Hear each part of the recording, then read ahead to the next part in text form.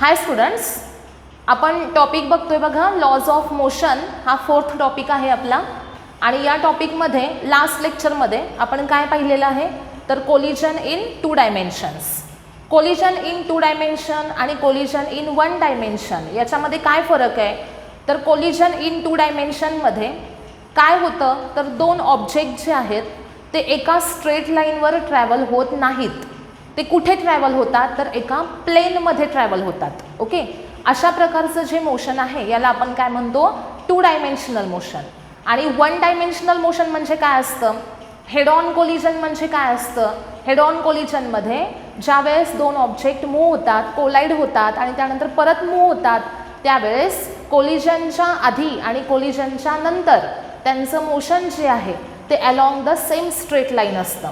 अशा प्रकारच्या कोलिजनला आपण हेड ऑन इलास्टिक कोलिजन असं म्हणतो.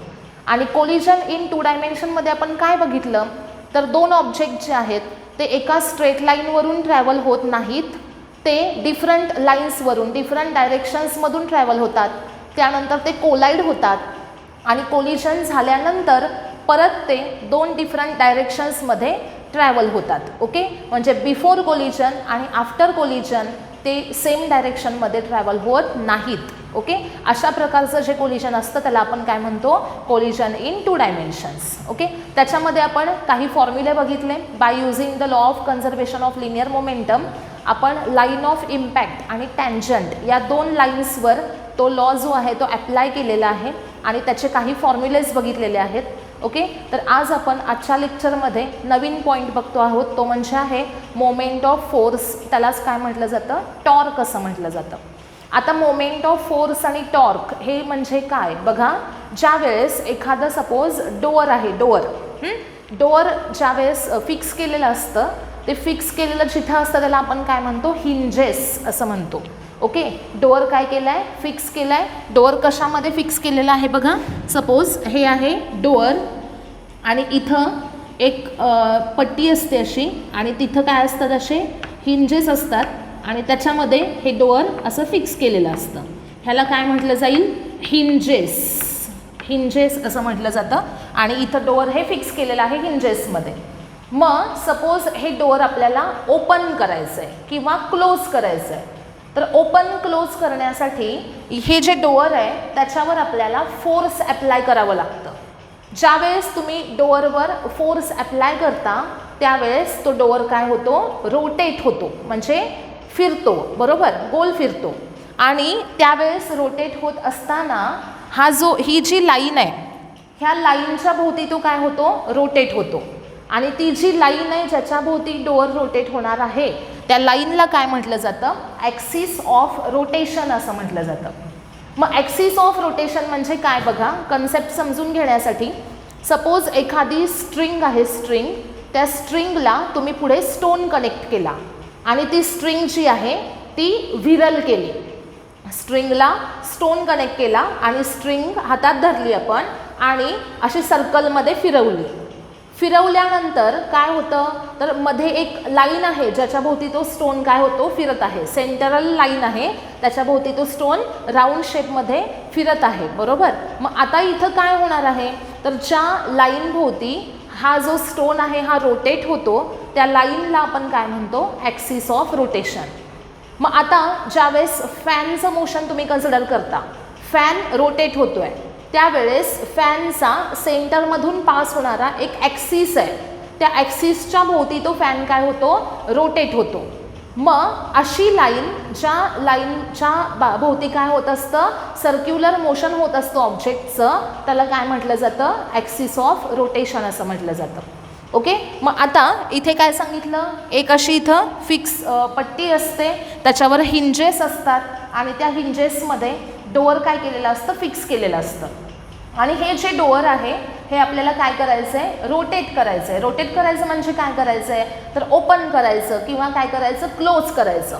ओपन क्लोज करत असताना डोअर असं काय होणार आहे मूव्ह होणार आहे, बरोबर. आणि अबाउट धिस ॲक्सिस ते काय होणार आहे असं रोटेट होणार आहे. आणि मग हा जो ॲक्सिस आहे त्या ॲक्सिसला आपण काय म्हणतो ॲक्सिस ऑफ रोटेशन असं म्हणतो.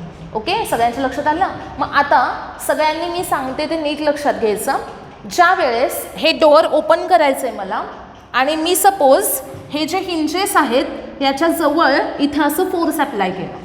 ओके, हिंजेस आहेत, या हिंजेसपासून इथे क्लोज मी फोर्स अप्लाय केलं डोअर ओपन करण्यासाठी. आणि सेकंड केस आहे की त्या हिंजेसपासून मी इथं अवे फोर्स अप्लाय केलं. म्हणजे सपोज हा आहे पॉईंट ए आणि हा आहे पॉईंट बी. आपण काय केलं, पहिल्यांदा पॉईंट एला फोर्स अप्लाय केलं, म्हणजे हिंजेसच्या जवळ इथं तुम्ही डोअरवर प्रेस केलं. आणि नंतर काय केलं, तर हा जो इथला पॉईंट आहे म्हणजे या हिंजेसपासून लांब असलेला, तिथं तुम्ही काय केलं, फोर्स अप्लाय केलं. तर मला सांगा, डोअर ओपन करण्यासाठी कुठे कमी फोर्स अप्लाय करावं लागेल? तुम्हाला डोअर काय करायचं आहे, ओपन करायचं आहे. तर सपोज ह्या पॉईंटला फोर्स अप्लाय केलं आणि नंतर या पॉईंटला फोर्स अप्लाय केलं. कुठे तुम्हाला फोर्स कमी अप्लाय करावं लागेल, तर या पॉईंटला. आणि कुठे फोर्स जास्त अप्लाय करावं लागेल, तर या पॉईंटला. म्हणजे तुम्ही हिंजेसच्या एकदम जवळ जर फोर्स अप्लाय केलं तर तुम्हाला डोअर ओपन करण्यासाठी जास्त फोर्स अप्लाय करावं लागेल. आणि जर हिंजेसपासून अवे फोर्स अप्लाय केलं, हिंजेसपासून लांब फोर्स जर तुम्ही अप्लाय केलं तर तुम्हाला तेच सेम डोअर ओपन करण्यासाठी फोर्स कमी अप्लाय करावं लागेल. आणि तुम्ही फोर्स किती अप्लाय करताय, कुठे अप्लाय करताय याच्यावर डिपेंड असेल की तो डोअर जो आहे तो किती टर्न होणार आहे. ओके, डोअर रोटेट किती होणार आहे हे डिपेंड कुणावर असणार सांगा मला, की तुम्ही किती फोर्स लावलं त्याच्यावर डिपेंड आहे. आणि त्याचं ॲक्सिसपासूनचं डिस्टन्स किती होतं त्याच्यावर डिपेंड आहे. जर ॲक्सिसपासून तुम्ही क्लोज फोर्स अप्लाय केलं तर तुम्हाला जास्त फोर्स अप्लाय करावं लागेल. आणि ॲक्सिसपासून लांब जर तुम्ही फोर्स अप्लाय केलं तर तुम्हाला कमी फोर्स अप्लाय करावं लागेल. सगळ्यांनी घरी हा ट्राय करून बघायचा. तुम्हाला डोअर ओपन करायचं आहे, डोअरच्या हिंजेसच्या जवळ फोर्स लावा, तुम्हाला जास्त फोर्स अप्लाय करावं लागेल. आणि हँडल जो आहे तो त्या हिंजेसपासून लांब असतो आणि तिथे फोर्स अप्लाय करा, तिथे फोर्स कमी अप्लाय करावं लागेल. म्हणजेच तुम्ही जेवढं डिस्टन्स कमी घ्याल तेवढं फोर्स जास्त, आणि जेवढ्या लांब डिस्टन्स घ्याल तेवढं फोर्स कमी.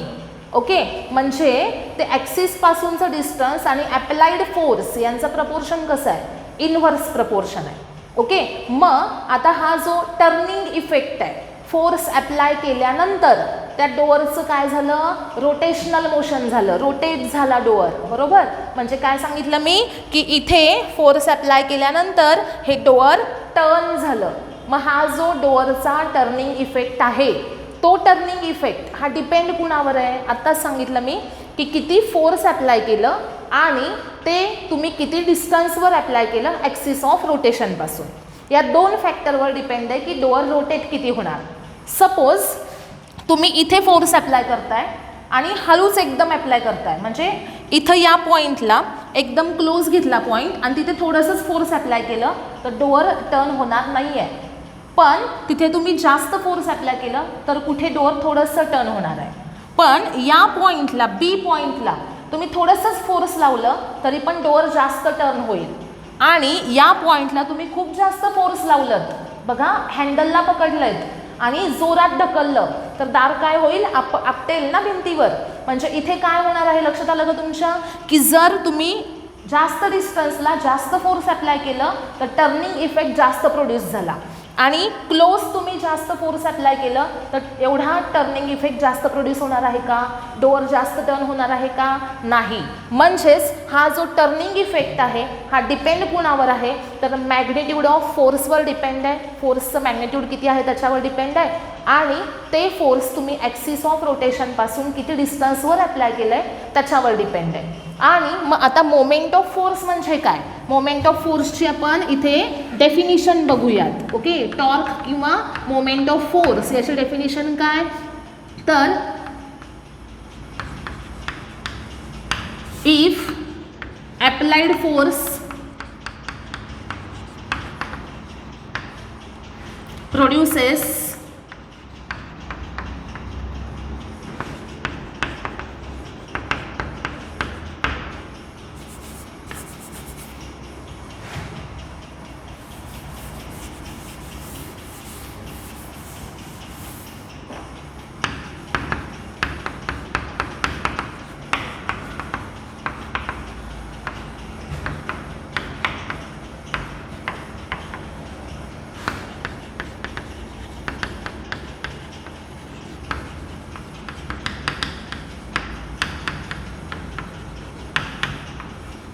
बघा, definition of moment of force. Moment of फोर्सची डेफिनेशन काय आहे बघा, ability of a force to produce the rotational motion.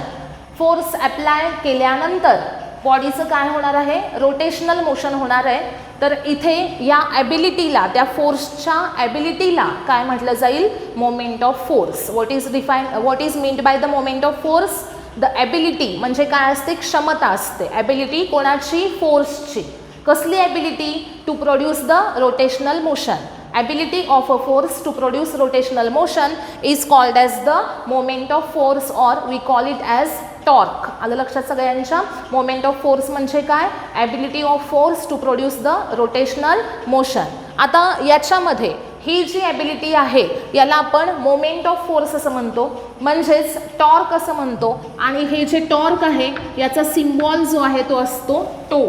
टो हा सिम्बॉल आहे टॉर्कचा. आणि टॉर्क हे डिपेंड कोणत्या दोन फॅक्टरवर आहे सांगितलं मी, परपॅन्डिक्युलर डिस्टन्स आणि फोर्स. बघा, टो कोणावर डिपेंड आहे, तर परपॅन्डिक्युलर डिस्टन्सवर डिपेंड आहे आणि फोर्सवर डिपेंड आहे. आणि इथे हे जे परपॅन्डिक्युलर डिस्टन्स आहे आर, त्याला काय म्हटलं जातं, मोमेंट आर्म असं म्हटलं जातं. Moment arm. आणि हे म्हणजेच काय असतं, तर perpendicular distance of force, point of application of force असं म्हणूया. Point of application of force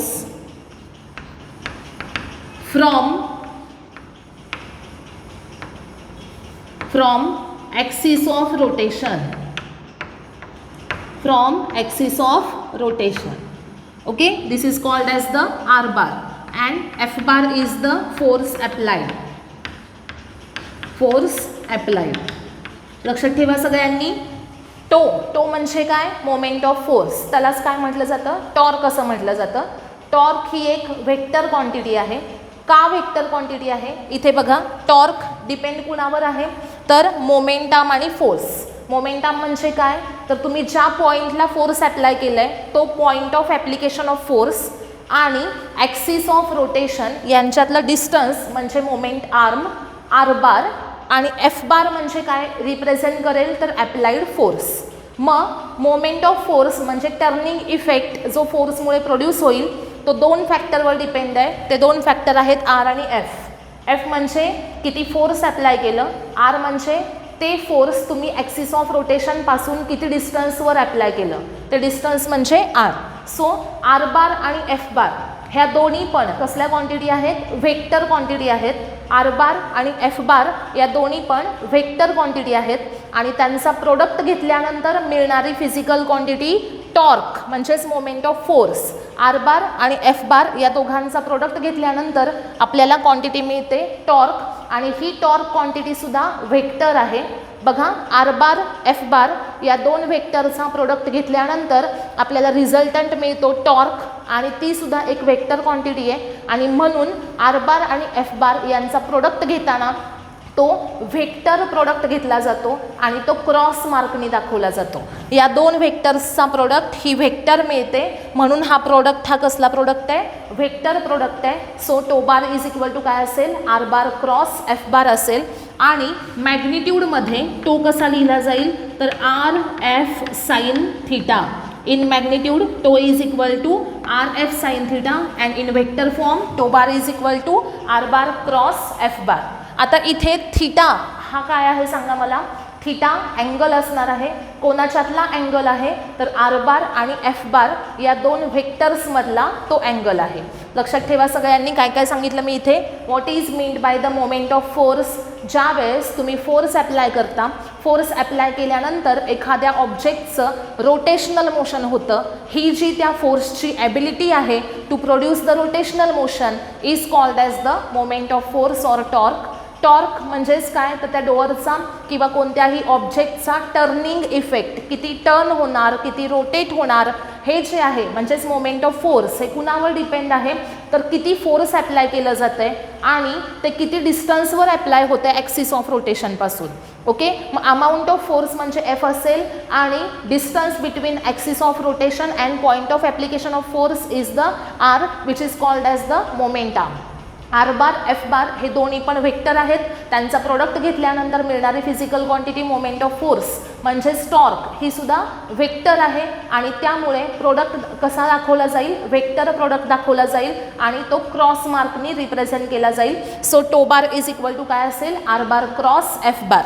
आणि मॅग्निट्यूडमध्ये कसं लिहाल तर tau equal to R F sine theta. Okay, सगळ्यांच्या लक्षात आलं आहे का बघा. आता इथे एक डायग्रॅमॅटिकल रिप्रेझेंटेशन्स आहेत बघा. याच्यामध्ये फर्स्ट ही डायग्रॅम बघायची. याच्यामध्ये इथं ही जी बॉडी आहे ही कोणतीही एक रिजिड बॉडी आहे. सपोज तिला तुम्ही इथं या पॉईंटला काय अप्लाय केलं, फोर्स अप्लाय केलं. लक्षात ठेवा मी इथे आत्ता रिजिड बॉडी हा एक वर्ड यूज केला, रिजिड बॉडी. आता रिजिड बॉडी म्हणजे काय असते बघा, तर अशी बॉडी ज्या बॉडीला एक्सटर्नल फोर्स अप्लाय केल्यानंतर त्या बॉडीचे डायमेन्शन्स बदलत नाहीत, अशा बॉडीला काय म्हणायचं, rigid body. The body which does not change it's dimensions under action of external force is called as the rigid body. Okay, rigid body म्हणजे काय आहे, a body which does not change it's dimension under the action of external force is called as the rigid body. मग आता stone घेतला suppose stone आणि त्याला तुम्ही press केलं, स्टोनचं डायमेन्शन बदलतं का, शेप साईज बदलते का, नाही बदलत. म्हणजे स्टोन ही कसली बॉडी आहे, रिजिड बॉडी आहे. पण सपोज तुम्ही इलास्टिक घेतलं आणि त्या इलास्टिकला फोर्स अप्लाय केलं तर त्याचे साईज शेपमध्ये चेंज होणार. म्हणजे इलास्टिक ही रिजिड बॉडी आहे का, नाही. पेपरला तुम्ही प्रेस केलं तर त्याचा शेप आणि साईज बदलली, मग ती रिजिड बॉडी आहे का, नाही आहे. पण मेटलचा रॉड आहे त्याला तुम्ही फोर्स अप्लाय केलं तर तो लगेच इमिजिएटली त्याचा शेप आणि साईज बदलेल का, नाही. म्हणजे ह्या ज्या बॉडीज आहेत की काही बॉडीज अशा असतात की ज्याला तुम्ही फोर्स अप्लाय केल्यानंतर त्याच्या शेप आणि साईजमध्ये चेंज होत नाही, अशा बॉडीजला आपण काय म्हणतो तर रिजिड बॉडी असं म्हणतो. मग रिजिड बॉडी जी आहे ती कोणत्याही शेपची असू शकते, म्हणून मी इथं कोणताही एक शेप काढलेला आहे रिजिड बॉडीचा.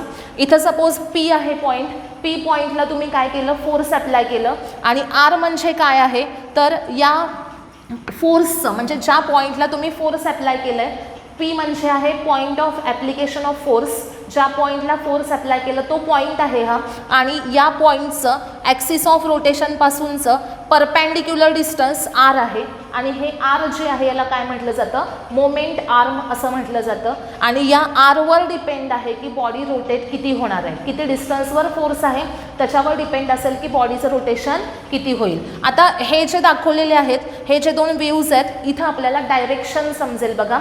जर बॉडीचं रोटेशन अँटी क्लॉकवाईज असेल आणि बॉडीचं रोटेशन क्लॉकवाईज असेल, अशा दोन कंडिशन आहेत बघा. बॉडीचं रोटेशन अँटी क्लॉकवाईज आहे आणि सपोज या बॉडीवर अशा प्रकारे इकडं या पॉईंटवर इथे काय होत आहे, फोर्स ॲक्ट होत आहे आणि ते इकडनं असं सपोज इथं ॲक्ट होत असेल तर ही जी आहे ही आहे डायरेक्शन ऑफ एफ बार. आणि हा जो आहे हा आहे point of application of force. या पॉईंटला बॉडीवर फोर्स अप्लाय झालं म्हणून हा झाला point of application of force. आणि असं ते या डायरेक्शनमध्ये अप्लाय झालं म्हणून ही जी डायरेक्शन आहे ही कोणती झाली, डायरेक्शन ऑफ एफ बार. आता हा जो point of application of force आहे त्याचं इथं सपोज या लाईनमधून ॲक्सिस पास होतो आहे असा, तर ॲक्सिस ऑफ रोटेशनपासूनचं त्याचं हे जे डिस्टन्स आहे परपॅन्डिक्युलर डिस्टन्स याला काय म्हटलं जाईल, आर बार असं म्हटलं जाईल. म्हणजेच moment R, it is the distance between axis of rotation and point of application of force. आणि ही जी डायरेक्शन पुढे एक्सटेंड केली आहे ही काय दाखवते, डायरेक्शन ऑफ आर बार. आणि आर बार आणि एफ बार यांच्यातला हा जो अँगल आहे तो अँगल काय असणार आहे, थीटा असणार आहे. बघा हा जो अँगल आहे हा अँगल काय असेल, थीटा असेल. आता इथे बॉडीचं रोटेशन कसं आहे बघा, अँटी क्लॉकवाईज आहे. सगळ्यांनी नीट लक्षात ठेवायचं मी काय सांगते की आर बार इथे टॉर्क जो आहे टॉर्क त्याचं मॅग्निट्यूड काढायचं असेल तर टो इक्वल टू फॉर्म्युला आहे आर एफ साइन थीटा. आरची मॅग्निट्यूड घ्या, फोर्सची मॅग्निट्यूड घ्या, त्या दोघांच्यातला अँगल जो आहे त्याचा साईन घ्या, तिघांचा प्रोडक्ट करा, मग तुम्हाला काय मिळेल, टॉर्कचं मॅग्निट्यूड मिळेल. पण टॉर्कची डायरेक्शन कशी असणार आहे बघा. टॉर्क कसं डायरेक्ट केलं जाईल तर आर बार आणि एफ बार ज्या प्लेनमध्ये आहेत त्या प्लेनला परपॅन्डिक्युलर कोण असणार आहे, टॉर्क असणार आहे. आता नीट लक्षात घ्यायचं आहे. सपोज हा आहे आर बार, हा आहे एफ बार, हे दोन्ही ह्या एका प्लेनमध्ये आहेत. तर या प्लेनला या पॉईंटमधून जाणारा हा परपॅन्डिक्युलर म्हणजे कोण असेल, तर टॉर्क असेल. मग सपोज मी हा प्लेन आता असा केला, ओके. तर या प्लेनमध्ये एक कोण आहे आर बार आहे, एक आहे एफ बार, त्यांच्यामध्ये अँगल असेल थीटा आणि या प्लेनला हा परपेंडिक्युलर जो आहे तो म्हणजे कोण असेल टॉर्क असेल. म्हणजे टॉर्क डायरेक्ट कुठे केला जाईल, त्याची डायरेक्शन कुठे असेल तर आर बार आणि एफ बार ज्या प्लेनमध्ये आहेत त्या प्लेनला परपेंडिक्युलर डायरेक्शनमध्ये टॉर्क असेल आणि तो अपवर्ड कधी दाखवायचा तर ज्या वेळेस मोशन अँटी क्लॉकवाईज आहे.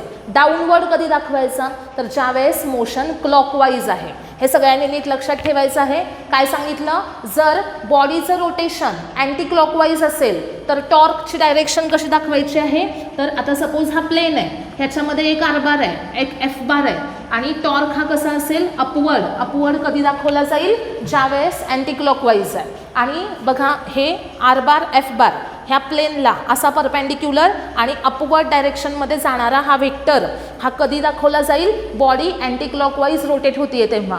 आणि आर बार आणि एफ बार यांना परपेंडिक्युलर त्याच पॉईंटमधून हा डाऊनवर्ड कधी असेल तर ज्या वेळेस ॲरो बघा याचा कुठे असणार आहे, डाऊनवर्ड ॲरो असणार आहे. इथे कुठे ॲरो असणार आहे, अपवर्ड असणार आहे. अपवर्ड कधी अँटी क्लॉकवाईजसाठी, डाऊनवर्ड कधी क्लॉकवाईजसाठी, ओके. तर आता तेच इथं आपण रिप्रेझेंट केलं आहे. सपोज इथे फोर्स एफ अप्लाय केलं, याच्यामुळं बॉडीचं अँटी क्लॉकवाईज रोटेशन झालं. हा आहे point of application of force आणि त्याचं ॲक्सिसपासूनचं डिस्टन्स म्हणजे काय आहे तर मोमेंट आर्म आहे. आणि टॉर्क जे आहे टॉर्क हे कुठून डायरेक्ट होईल तर ॲक्सिस ऑफ रोटेशनमधून काय होणार आहे बघा, इथून असं ते डायरेक्ट केलं जाणार आहे आर बार आणि एफ बार. इथं काय होणार आहे सांगा मला, टॉर्क हे प्लेनला कसं असणार आहे परपेंडिक्युलर आणि इथे आउटवर्ड लिहिलं आहे. आउटवर्ड म्हणजे बॉडीमधून ते बाहेर जाणार आहे, बरोबर. अपवर्ड असणार आहे, अपवर्ड म्हणजे कुठे असणार, आउटवर्ड असणार, गोईंग आउटसाइड, ओके. म्हणून त्याला काय लिहिलं आहे आउटवर्ड. आणि त्याचा सिम्बॉल हा असा रिप्रेझेंट केला जातो सर्कल आणि त्याच्यामध्ये डॉट. तो सिम्बॉल काय रिप्रेझेंट करेल, आउटवर्ड आहे, ओके. तर आता अँटी क्लॉकवाईजसाठी अपवर्ड डायरेक्शन आणि त्यालाच आपण इथे आउटवर्ड म्हणतो आणि त्याचा सिम्बॉल हा असा असतो. सेम तसंच क्लॉकवाईजसाठी काय असेल बघा, सपोज हे असं फोर्स अप्लाय झालं, इथं या पॉईंटला अप्लाय झालं आणि याचं डिस्टन्स या पॉईंट ॲक्सिस ऑफ रोटेशनपासूनचं हे काय असेल, मोमेंट आर्म असेल. या पॉईंटमधून काय पास होतो आहे, ॲक्सिस ऑफ रोटेशन पास होतो आहे. इथं फोर्स अप्लाय केलं जातं आहे म्हणजे ही line of action of force आहे. हे जे आहे ही डायरेक्शन ऑफ आर बार आहे. या पॉईंटला फोर्स अप्लाय झालं, या पॉईंटचं ॲक्सिसपासूनचं डिस्टन्स म्हणजे मोमेंट आर्म आर बार आहे. आणि या केसमध्ये क्लॉकवाईज रोटेशन होणार आहे बॉडीचं. क्लॉकवाईज रोटेशनसाठी टॉर्क जे आहे ते डाऊनवर्ड डायरेक्ट केलं जाईल म्हणजे going into the body असा त्याचा अर्थ होईल बघा. अपवर्ड याचा अर्थ काय, going away from the body. आणि डाऊनवर्डचा अर्थ काय, going into the body. म्हणून त्याला काय म्हणायचं, इनवर्ड. आणि इनवर्डसाठी सिम्बॉल कोणता यूज केला आहे, सर्कलमध्ये क्रॉस मार्क काढला. आलं सगळ्यांच्या लक्षात. बघा आपण काय लक्षात ठेवायचं आहे, anti clockwise motion torque is directed upward, that is going outward, okay. त्यानंतर क्लॉकवाईज मोशन असेल तर तो कुठे असणार आहे, डाऊनवर्ड असणार आहे. आणि डाऊनवर्ड म्हणजेच काय तर गोईंग इनवर्ड, ओके. त्यानंतर सर्कलमध्ये डॉट असेल ते रिप्रेझेंट करेल आउटवर्ड म्हणजेच अँटी क्लॉकवाईजसाठीचं टॉर्क. आणि सर्कलमध्ये क्रॉस मार्क असेल ते रिप्रेझेंट करेल क्लॉकवाईज मोशन आहे, ओके. सगळ्यांच्या लक्षात आलं का बघा. आता याच्यामध्ये काय काय बघितलं आपण, what is meant by the moment of force, ability of force to produce the rotational motion is called as the moment of force or torque. How much turning effect is produced depends on two factors, amount of force applied आणि second काय सांगितलं, perpendicular distance of the force from the axis of rotation which is called as the moment arm. म्हणजेच turning effect दोन फॅक्टरवर depend आहे. एक आहे amount of force, second आहे moment arm. So we can write as tau bar is equal to R bar cross F bar, okay. मॅग्निट्यूडमध्ये कसा लिहायचा, tau equal to R F sine theta. Anti क्लॉकवाईजसाठी अपवर्ड, क्लॉकवाईजसाठी डाऊनवर्ड. सगळ्यांच्या लक्षात आलं आहे का, सगळ्या बघा. याच्यामध्ये सपोज आर आणि एफ यांच्यातला अँगल हा जो थीटा आहे याच्यावर टॉर्कची व्हॅल्यू कशी डिपेंड आहे बघा. थीटा इक्वल टू 90 असेल, if theta equal to 90, tau equal to R F sine 90 असेल आणि म्हणजेच आन्सर काय येईल आर एफ, ओके. त्यानंतर second case, if theta is equal to 0 degree, tau equal to R F sine 0 that is 0. आणि third case असेल if theta is equal to 180 degree then also tau is equal to R F sine 180 आणि sign 180ची व्हॅल्यूसुद्धा किती असते 0. बघा म्हणजे ज्या वेळेस angle 0 आणि 180 आहे त्यावेळेस टॉर्क किती आहे 0 आणि ज्यावेळेस अँगल 90 आहे त्यावेळेस टॉर्कची व्हॅल्यू आहे आर एफ. म्हणजे मॅक्झिमम टॉर्क हे आपल्याला कधी मिळेल, टॉर्कची व्हॅल्यू मॅक्झिमम कधी मिळेल म्हणजे टर्निंग इफेक्ट जास्तीत जास्त प्रोड्यूस कधी होईल तर मोमेंटम आणि फोर्स यांच्यातला अँगल ज्यावेळेस 90 डिग्री असेल. म्हणजे आर आणि एफ यांच्यातला अँगल जेव्हा 90 असेल, परपेंडिक्युलर असतील दोघं एकमेकांना, त्यावेळेस टॉर्कची व्हॅल्यू ही मॅक्झिमम असेल. ती किती असेल आर एफ आणि त्यावेळेस टर्निंग इफेक्ट हा मॅक्झिमम प्रोड्यूस होणार आहे. सगळ्यांना हे कन्सेप्ट समजले आहेत का बघा. हा खूप महत्त्वाचा पॉईंट आहे, moment of force or torque. Next लेक्चरमध्ये कपल हा पॉईंट आपण पाहणार आहोत.